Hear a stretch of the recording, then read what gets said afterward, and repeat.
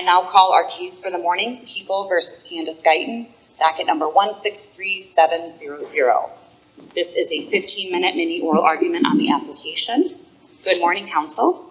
Good morning, Your Honor. You have 2 minutes of a free fire zone that you may waive, and you may also reserve time for rebuttal if we don't use it all up with our questions, and we ask that you keep track of your own time, and please begin when you're ready. Thank you, Your Honor. Good morning. May it please the court, Maya Menlo appearing for Candace Guyton. I'm joined at council table by Jessica Zimbelman, also of the State Appellate Defender's Office. I will attempt to reserve 3 minutes for rebuttal, and I will keep my own time. In exchange for a plea bargain, Ms. Guyton gave up her fundamental constitutional rights, including her right to a jury trial, her right to confront the witnesses against her, and her right to be free from self-incrimination. When she made that life-altering decision, Ms. Guyton believed that she was facing a guidelines range of 51 to 127 months in prison. This was because the prosecutor had incorrectly charged her as a third habitual offender, when really she only had 1 prior felony conviction and was subject only to be charged as a second habitual. The guidelines range for a second habitual was 51 to 106 months, which is almost 2 years less than the range for a third habitual. Panels of the Court of Appeals have repeatedly held that if a plea is induced by a promise to forego a sentencing enhancement when that enhancement is not warranted, somebody like Ms. Guyton is per se misinformed as to the benefit of her plea. But in this case, the Court of Appeals went in a different direction. The panel acknowledged on page 4 of its opinion that Ms. Guyton did not receive the benefit of the bargain she thought she had struck. But because Ms. Guyton received some benefit for her plea, the Court of Appeals nevertheless affirmed. When we're talking about a person's liberty, getting anything less than what she bargained for was not knowing, was not understanding, was not accurate, and was a violation of her due process rights. This court should vacate the Court of Appeals' opinion and hold that a person who is ineligible for a sentencing enhancement may withdraw their plea where dismissing that enhancement was part of the plea bargain. Or a more broadly applicable rule would be if a prosecutor's error affects the value of the plea, then the individual should have an opportunity to withdraw it. Counsel, is there a difference between a plea that is not knowingly and voluntarily made and a plea that is illusory? Illusory, Your Honor, has been seen as a subset or a type of not knowing and not voluntary plea. And there are conflicting definitions of illusory that the Court of Appeals has used almost interchangeably. And so that's why, in addition to the knowing, voluntary, and the due process issue, I did raise the illusory issue for this court to consider if this court would wish to resolve those conflicting But your application specifically says that you're not claiming that it is an illusory plea. Your Honor, at the time that perhaps the application was filed, definitely at the time of the Court of Appeals argument, the definition that I was familiar with of illusory was one that is one of the definitions used by the Court of Appeals. But upon further review, there are multiple definitions, and this court used one of those in Stovall, most recently in July of 2022, and yet didn't address the other conflicting definitions of illusory. So this case does not turn on whether the plea was illusory, but should the court wish to address it, the parties have briefed it. So in your opinion, illusory and not knowing, they're separate? They are separate. An illusory plea is not a knowing plea, but an unknowing plea is not always illusory. Was there a sentence cap in this case in the plea agreement?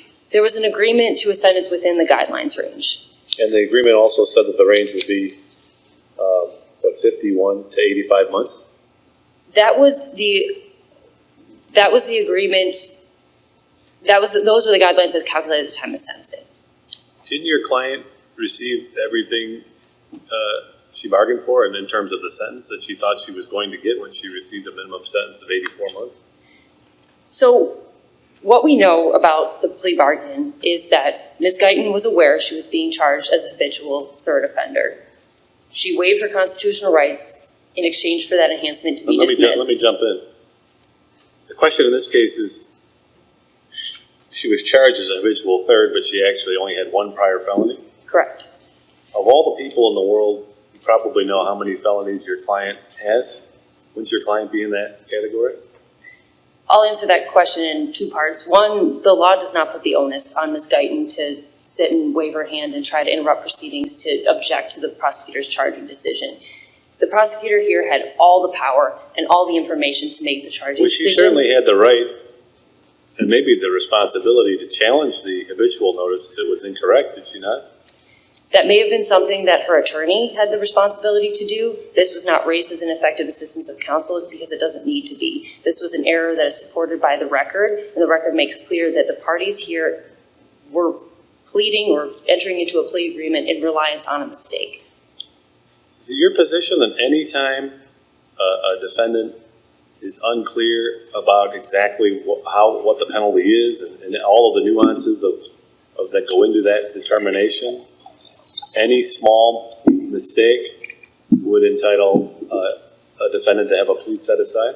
No, Your Honor, this court and the Court of Appeals has developed a substantial compliance requirement for MCR 6.302B through E.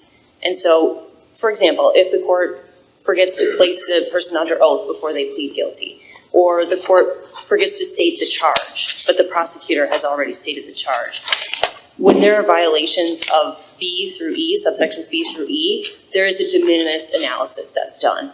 But we don't ask whether the plea was substantially knowing or substantially voluntary or substantially accurate. That's MCR 6.302A. And here, where we have shown that the plea was not in compliance with due process or MCR 6.302A, reversal is required. So in that situation, yes. That's sort of the question we're here to decide, whether due process was complied with. And the question I asked is it an all or nothing venture? In other words, if your client receives substantial benefits from this plea agreement, but maybe not everything, taking your, for now, granting your position that your client somehow shouldn't be held to be aware of her prior record, accepting that position, your client still received substantial benefits from this plea agreement, and she received the very sentence she thought she was receiving. In other words, this isn't a case where the defendant pled guilty expecting one sentence and got a much longer sentence. Here she got exactly the sentence she was expecting. And there were some other benefits, right? She had another armed robbery charge that was dismissed. That's a substantial benefit. Another major life felony charge was dismissed. And she also didn't receive any habitual offender enhancement. So it didn't go from third to none. It actually went from second to none, but there was still a benefit there. Why isn't that enough for us to sustain this plea agreement? The location of the error is important here. The error happened at the time of charging, and it then infected the plea negotiations. Plea negotiations could have gone differently if she had been charged properly. A third habitual offender is seen as more culpable, more dangerous, more of a recidivist than a second habitual offender. So the error occurred at the time of charging, and it infected everything up to and including the plea. This was not a sentencing error. So it is important to look at this like the court evaluates Jaworski rights. Even though an individual might know that they're entitled to a trial, a jury trial, they're entitled to confront witnesses against them, if those rights are not given to the individual before they take a plea, that plea is per se invalid. That's what happened here. There was a misunderstanding, misinformation as to the benefit of the plea, and People v. Cole, this court said that that renders a plea not knowing and not voluntary. So counsel, so your client got this 21-month benefit when she thought she was getting, I think it was 42. Is it your contention that had all the proper facts been on the table, the negotiation could have looked quite different? That's exactly what I'm saying, Your Honor. And we don't need to probe further into what the parties knew because it's all on the record. So we know that the prosecutor here made an error. They've conceded that. And the prosecutor had all the information and all the power in making those charging decisions and the power to determine what to dismiss pursuant to a plea. And so Ms. Guyton entered this plea agreement without full information and in fact, misinformed by the charging decision that was made. When we're thinking about this, I mean, again, she received the sentence that she expected. So the question is whether she received all of the benefit that she thought she was getting by having her exposure reduced less than I suppose she thought it was being reduced. So what would happen in a case, say, where somebody was charged with 2 misdemeanors, and and the prosecutor agreed to dismiss the second misdemeanor. But the parties thought that the second misdemeanor was a 93-day misdemeanor, but it actually was only a 90-day misdemeanor. And so there was, to use your word, misinformation provided to the defendant. Is it the defendant entitled to relief in that circumstance? I think so, Your Honor, and I know that you're trying to make it seem as minimal as possible, the difference between 90 and 93 days, but that actually could I am only make to a difference. demonstrate whether your position, you're asking us to adopt a bright line rule, because as you know, and the students here are learning, our rulings affect not just your client in this one case, but defendants throughout Michigan in all the many thousands of cases and plea agreements that go on every day. So is it your position that any minor mistake, however de minimis it is, qualifies as quote-unquote misinformation resulting in the plea being set aside? That is my contention, Your Honor, because to allow anything else would invite prosecutors to engage in a bait and switch and to overcharge, to over-habitualize, to induce plea negotiations with the assurance that somebody like Ms. Guyton would be later unable to withdraw their plea even once the error was recognized. Now, we're not saying that's what happened in this case, but that type of rule that certain errors or certain misinformation could be excused. What about the other side of the coin, which is if your client was aware that this mistake was made and or her attorney, but she decided not to raise it at the time, doesn't it then become just an appellate parachute? So she doesn't have any obligation to say, hey, hold on a second, I only have one prior felony, in which case the court would undoubtedly correct the habitual notice. So doesn't your position create a wrong incentive for defendants as well? Your Honor, it's very rare to move to withdraw a plea. Of course, the court knows that. This is not something that would open the floodgates to parachutes and harboring error and any of that. Defendants don't have this obligation. So that's the first answer to your question. But the second is that some back of the napkin math tells my colleagues and I that about 3.5% of people who enter pleas even request appellate counsel be appointed.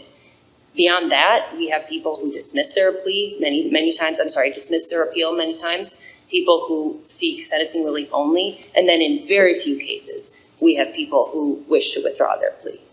And so that's the situation we're in here, where somebody was misinformed and later says, you know what, I want to withdraw that plea because that's not what I was told and that's not what I was bargained for. So we're asking this court to reverse the court's appeal. Your client risks there's risk to your client in succeeding, right? I mean, if she is successful in withdrawing her plea, then the other charge, perhaps the second enhancement, is back on the table, right? And so that's a decision that your client is choosing to make in withdrawing or seeking to withdraw the plea. That's right, Your Honor. And our court rules provide that if this court were to grant relief, she'd have the opportunity to withdraw the plea. So she wouldn't be required to, but yes. I would take exception as a former trial judge that motions to withdraw pleas are rare. What's rare is that they're actually granted. They're often brought but rarely granted. But let me just take you down a different path. When I review this case, the natural inquiry to me is whether the defendant would have accepted the plea but for not being informed of this, and that strikes me as ineffective assistance to counsel. If we go down that path, whether there's any prejudice here. And I don't see it. Why isn't this really an ineffective assistance to counsel claim? You're right, Your Honor, that cases, United States Supreme Court cases like Lee and Padilla were ineffective assistance of counsel cases where the prejudice inquiry was whether a reasonable opportunity of a different outcome could be shown.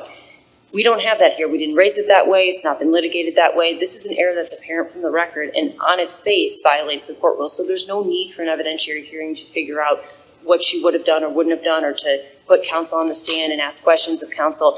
That's not the way the claim is raised. And it's not required by our court rules or by Cole or other case law. I do see that I have 1 minute, and if possible, I'd love to reserve it. Thank you. Thank you.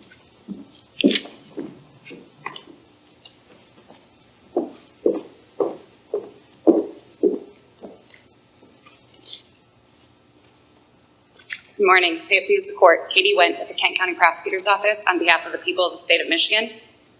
There is no rule in Michigan that per se invalidates a plea when the defendant is misinformed about one of many benefits she is to receive in exchange. State and federal cases have demonstrated for decades that this must be a case-by-case consideration.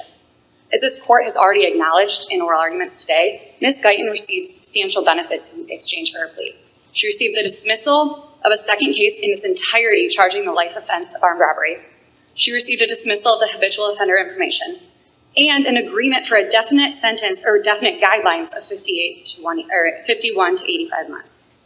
The people have never disputed that defendant was mistakenly charged as a third habitual offender rather than a second. But just as this court has declined to enforce strict compliance with the court rules and looks to a substantial compliance standard and the nature of the noncompliance, this court should look to the nature of the misinformation at issue in deciding whether defendant's plea was voluntary and understanding. Here, defendant focuses on this 21-month discrepancy in the guidelines based on her habitual offender status. But it bears mention that if defendant actually went to trial and was convicted, her PRV score could increase by 10 points, raising her guidelines to 81 to 168 months as a second felony offender. So the benefit she received is actually greater than that she's arguing today. And by pleading guilty to a sentence within these guidelines of 51 to 85 months, she received a significant benefit in not having to worry about those guidelines being rescored or any of the other uncertainties that come with sentencing proceedings. She knew when she pled guilty that she would not be charged with any sentence enhancement. She knew that she would not be facing a second armed robbery, and she knew the guidelines range for her sentence. So given all of this information, she had sufficient awareness to make an informed decision on whether to plead, and she knew the consequences of her plea. I want to focus in first. When you say that she knew the guidelines for the conviction, are you saying she knew the guidelines for the second, if she had been a second habitual offender? She knew the guidelines that she would be receiving for her plea. That's what I'm saying. So she knew that her guidelines would be within 51 to 85 months, and that if the court sentenced outside of those guidelines, she would have the opportunity to withdraw. Well, you're giving us a time frame of if she hadn't pled and had gone to trial and what her guidelines would have been. But the defendant didn't know that at the time because she didn't know that she was charged as a third habitual when there should have been a second habitual. So even with her guidelines as a second habitual, her attorney could have calculated those, scoring PRV 7 with 10 points for a concurrent felony conviction had she been convicted of both armed robberies or even an armed robbery and an accessory after the fact, depending on how the facts laid out with the jury. And in that case, if she was scored those extra 10 points, her guidelines would have been 81 to 168 as a second felony offender. If the trial judge had said, I understand that the plea guideline range is 51 to 85, and I understand that we're dismissing the habitual, we're dismissing the second felony, but this is your third offense, and so I'm going to score you, or I'm going to sentence you to the higher of that range at 81 because it's your third offense. If that had been what the trial judge said, would you have a different argument here today? I think if that had been what the trial judge had said, there would be a better argument for the defense that this wasn't voluntary. But of course, that's not what happened here. And in fact, the trial judge at sentencing did say you only have one felony conviction. And the PSI also recognized that defendant only had one felony conviction. So at a minimum, defendant was aware at the time of sentencing that this habitual offender information was wrong. And she still didn't move to withdraw her plea at that time, which, as this court knows, would have given her greater benefit because the court rules are a little bit more lenient with respect to a plea withdrawal before sentencing than after sentencing. And what if the trial judge had said, I'm going to sentence you to the very low end of that range. I'm going to sentence you to 51 months. Taking all of this into consideration, assuming that it was a third habitual, assuming that that everything in the plea agreement was factually correct. Do you think that there would be a different argument here today that if it's a second, that the judge may have said, well, I was already at the very bottom, I would have gone lower, if the plea agreement had taken this into account?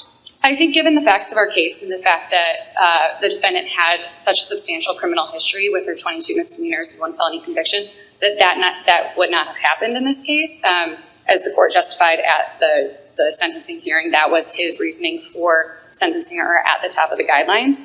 I think the important thing to recognize with her sentence being definite is that cases from both our state and federal have recognized that when a defendant knows the penalty that she's facing. That's the most important direct consequence of the plea for determining whether a plea is knowing and understanding made.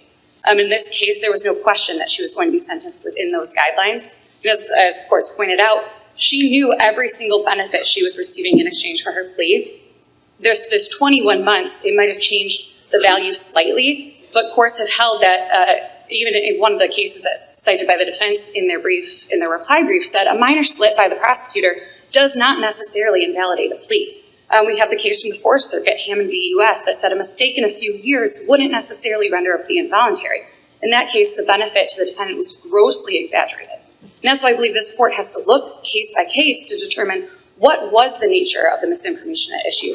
Looking at the Santabello decision by the U.S. Supreme Court, did this misinformation significantly induce the plea? And in this case, when we look at all of the facts, when we look at the substantial benefit she received, and the fact that she knew exactly what she was going to receive, or at least within a guidelines range, going into her sentencing, I don't believe that we can say but could that negotiation have gone differently if she had known? I mean, it could have, couldn't it have? I mean, if we're just starting with a second enhancement instead of a third, isn't the whole negotiation process kind of tainted? I think that argument would be better served if there was less benefits to this plea. She received the dismissal of a second case in its entirety. She received the dismissal of habitual offender information, which wasn't an empty promise because she was still a second habitual offender, and a within guideline sentence. Now, coming from the prosecutor's office, we don't always have sentencing or plea agreements or plea bargains that have that much contained in one. So I don't know that she would have received a better bargain under these facts just because of the second or third habitual offender. Do you agree with opposing counsel's characterization that all illusory pleas are a subset of unconstitutional, unknowing, and involuntary pleas? I would say that an illusory plea would be an involuntary plea, but that a plea can be involuntary if it's not illusory, because as you know, the court rules set forth the standard for that. So if a defendant is forced by someone to plead, or is threatened by someone to plead, or promised something by their attorney that might not be set forth on the record, that could be an involuntary plea. So you would accept the proposition that if we were to conclude it was in fact an illusory plea, that we would have to set it aside? If this court concluded that it was an illusory plea, I do believe that this court would have to set it aside. But I believe that this court has already settled the definition of illusory in its Stovall decision. And in your Stovall decision in July of 2022, you said that an illusory plea is one in which the defendant receives no benefit. And the defendant really hasn't presented this court with any reason to overrule its Stovall decision today. Her argument in her brief focuses largely on the Michigan Court of Appeals decision in Stovall, but I believe this court has settled that issue, and receiving no benefit in exchange for the plea is completely consistent with how other courts, state and federal, have defined illusory. I want to address quickly the defense's argument that the onus is never on the defendant to raise this type of issue.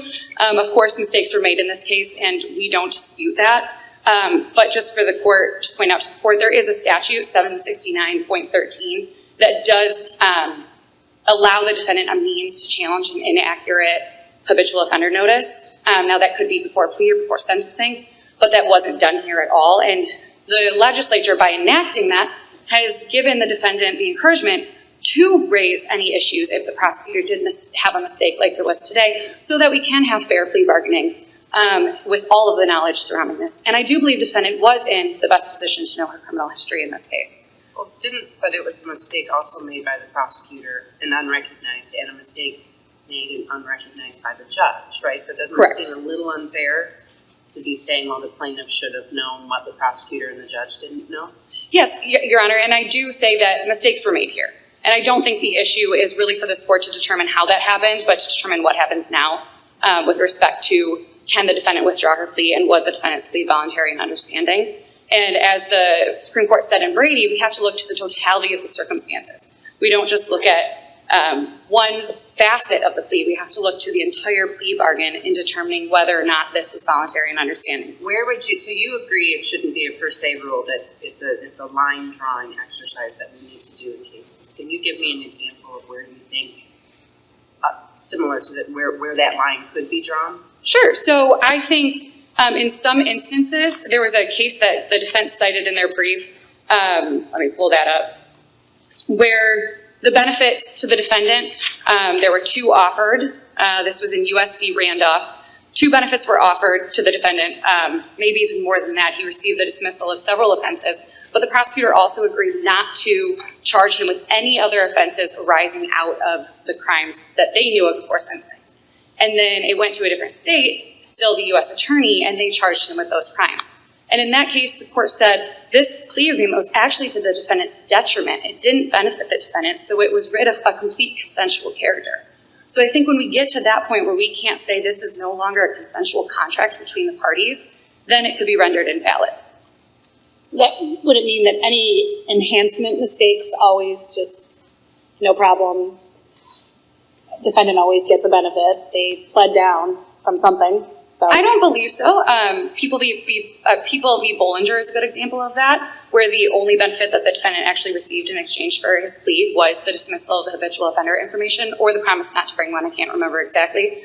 But on those facts, that was the only benefit that he was to receive in exchange for his plea. And I think even in cases where it may be a third to a second, if that's the only benefit, then we have to trust our trial courts to make that factual determination of if that rendered the plea involuntary. Did that significantly induce the defendant to plead guilty in those cases? And I think in some cases that would.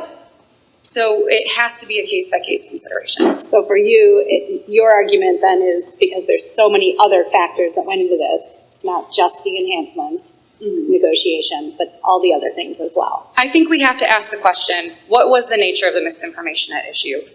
Did this misinformation, is it possible that this significantly induced the plea?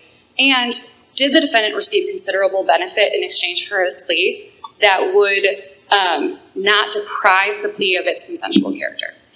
I mean, it's a tough spot, though, to figure out what significantly induced the plea. I mean, obviously, multiple considerations, but it is hard to know, would the plea have gone differently had the proper facts been laid out at the time? And that's obviously our struggle. Correct, and it's an abuse of discretion standard for the trial court, and we trust trial courts to make this type of balancing factual determinations all the time. You know, was a statement voluntary? Was a search reasonable? And we trust the trial court to assess the facts and to assess whether or not the facts in that case render a verdict for one or the other. So in this instance, I think we need to trust our trial courts to make that factual determination. And then, of course, it can be appealed, and the courts would review that on an abuse of discretion standard. The trial court is in the best position to be with the defendant when he or she is making the plea to determine, whether or not that specific facet of the plea bargain could have rendered that plea involuntary, or if that was a significant facet of it. The trial court is the one that's in those, not necessarily plea discussions, but they're the one who stands when the defendant stands before them and pleading guilty or no contest. Isn't there also sort of a practical reality that the trial court experiences with lots of cases, and whether habitual notices are routinely dismissed or not, or routinely reduced or not, and whether a particular judge finds him or herself enhancing a defendant's sentence under habitual notices. And so the trial judge would be uniquely in the best position to know whether or not going from a half third to a second, or a second to none at all, is a significant part of the plea agreement, or is sort of a throwaway add-on term. I would agree with that, Your Honor. I think it may differ between counties, it may differ between judges, it may differ between prosecutors' offices, the types of offers. So while it would be impossible for us sitting up here reading a dry record, not having any idea of what's actually going on the ground, to have a sense of that, the trial judge would be in a very good position to know that.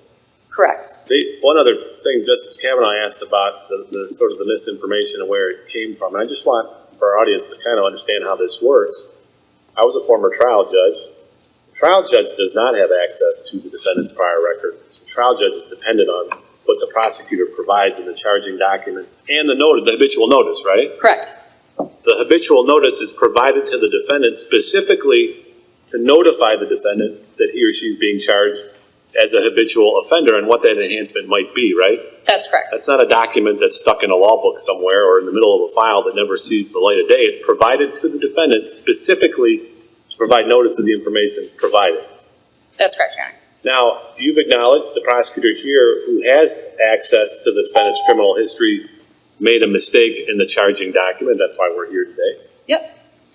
The only other participant who seems to me very likely would know how many prior offenses the defendant has is the defendant herself, who either was found guilty after a trial and convicted of the prior felony, or entered a knowing and voluntary plea to the prior felony. So at least in this circumstance of this case, and all cases aren't like this one, there's a lot of cases where the information is unequal, access to information is unequal, or involves complex legal determinations. Here that's not the case. Here we have two parties with equal access to the pertinent information. Correct. I think a lot of the cases cited by both parties deal with a legal bar to prosecution that we wouldn't expect a defendant to know. I mean, maybe the defense attorney could help with that, but we wouldn't expect a defendant to know that like we would a defendant's criminal history. I see I'm out of time, so thank you, Your Honors.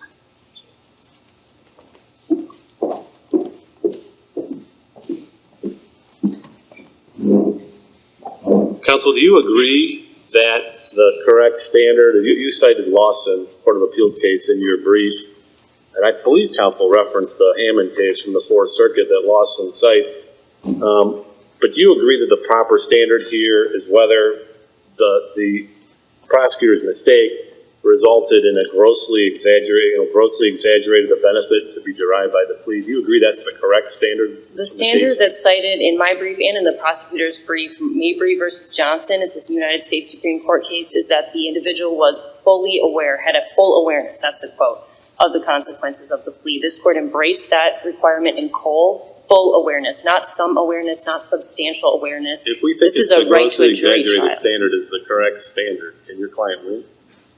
That a grossly exaggerated? The grossly exaggerated standard from the Fourth Circuit in the Lawson case, if we believe that's the correct standard, does your client meet that standard? I think everybody in this opera house would agree with me that 2 years in prison is not slight and it's not insignificant.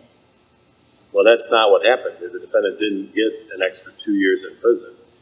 She thought she was being insulated against an additional 21 months, or 42 months, and instead she was being insulated against an additional 21 months. But she actually received precisely the sentence that she, actually 1 month less than her exposure that she thought she was agreeing to. The prosecutor cited Santabello, I think, for the proposition that Your Honor is mentioning. And what happened in that case is the prosecutor agreed to a sentencing recommendation, and then when it came time for sentencing, reversed course. The judge on the record said that the prosecutor's recommendation in that case would have made no difference to him whatsoever, and the United States Supreme Court reversed.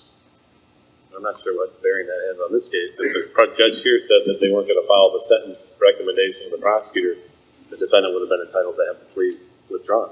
Well, what happened in Santabello was that there was a mistake or a mispromise that the prosecutor failed to keep up, and the judge said it would make no difference at all to him, and nevertheless, the United States Supreme Court said that's not a knowing involuntary plea where you were induced based on the prosecutor's promise, even if it would have made no difference to the trial judge. No one here failed to keep their end of the bargain. That's the problem I'm having.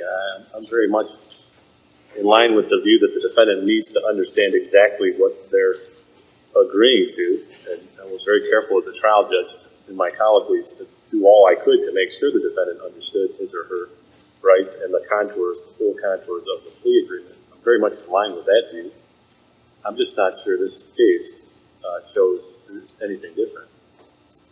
Well, Your Honor, I just point the court again to Cole, where full awareness is required, and I know I'm out of time. You're asking for a bright line rule here. I had asked the question of if the trial court had said at sentencing, I see that you only have one prior felony. This was, even if they say this was charged as a third habitual, but it's actually a second. I'm looking at the plea agreement and the range, and because it's a second, I'm going to sentence you to the low end of the range. Would you still be here arguing this case with the request that we have a bright line rule? That might be better characterized as a sentencing issue, and I understood the question you were asking of the prosecutor. That feels to me much more like a sentencing error. And here we're saying that this mistake infected the plea itself. So in that situation, we might have two issues. It might be just slightly different.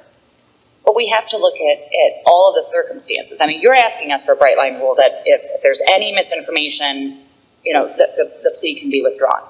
If we don't agree with that, how do we take this into consideration when we're looking at knowing and voluntary? Because to me, a defendant enters into that plea, they hear this range. Oh, there was a mistake. It was a third instead of a second, but it was being dismissed either way. And now the judge is even saying, I'm getting the benefit of that with the sentence. Do we take all of that into consideration if we don't have a bright line rule that any misinformation allows for a withdrawal? I understand the question. It's very hard for me to square Cole that says full information is required with the idea that maybe some misinformation would be excusable. And maybe this is helpful, maybe it's not. In the civil context where there's a small issue in a contract, the remedy is to sue for damages, to make the individual who was wrong whole. In the plea context, when we're giving up rights to jury trial and someone's going to prison, there's no corollary. Plea withdrawal is the only remedy here. And so I think when we get into these conversations about small errors, maybe it's unfortunate that the only thing that can happen is withdrawing the plea. Isn't that why we need to have a material breach of a contract? Well, before we give damages? In other words, small immaterial breaches. That's the whole question here, whether this is a material breach or an immaterial. Yeah, I mean, you can sue for damages, but whether, what the judge is going to evaluate is what Justice Viviano has just said. And I think that's a discussion that we're having here. Mm-hmm. Is it any error, any minor error in the plea negotiations the per se rule would be withdrawal? That's what we're asking for. I understand that there might be other cases where there are errors that are, so minor that it's hard for the court to adopt. But if we adopt a bright line rule here, that any error, then those cases, we don't ever have those cases come to us. Well, when it comes to informing an individual of what the value is of the plea they're entering into, I do think that these errors are critical, and we'll never really know what's important to an individual. So an example might be that, we'll drop a charge and we'll not request restitution, for example. And restitution to those of us in this room might not seem like the biggest deal when we're facing prison time. But if this person is a primary breadwinner for their household, they're going away to prison, they know they're not going to be able to provide for their family, and restitution really means the difference between the family being evicted or not, that could be a huge deal for that person. And so I hesitate to say that this court should allow judges who are not, of course, standing in the position of a defendant taking a plea and giving up constitutional rights to determine what was valuable and what was not. And it does have to do with the misinformation and the idea that the person was not able to make a fully informed, knowing calculus because of a prosecutor's error. And if the court wants to narrow the rule, it could be a prosecutor's error, right? That's the mistake. That's the kind of mistake we're concerned with here because of the enormous power that prosecutors wield. That's a way to narrow the rule. Thank you. Thank you both. The case will be submitted and the court stands adjourned.